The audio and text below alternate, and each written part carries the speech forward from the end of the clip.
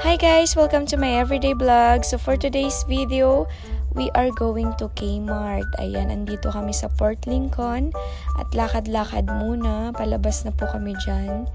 Ayan po, kasama ko si Mami Jessie. At ito lang naman yung view na ating makikita. Napakaganda niya tingnan guys, parang ako lang. Ano daw? So, ayan, kasama ko si Mami Jessie. Naglalakad kami dyan. Medyo nakalayo-layo na rin kasi andun na yung barko. So, dun kami galing, guys.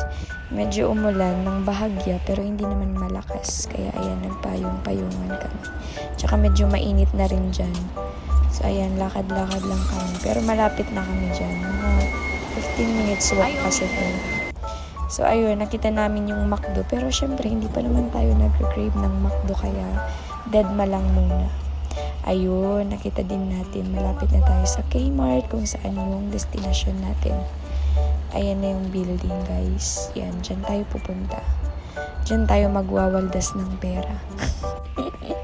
So, ayan, dito na nga tayo sa loob. At tingnan nyo naman, may napili na ulit akong mga bilihin dyan na hindi naman yan talaga yung pinuntahan ko.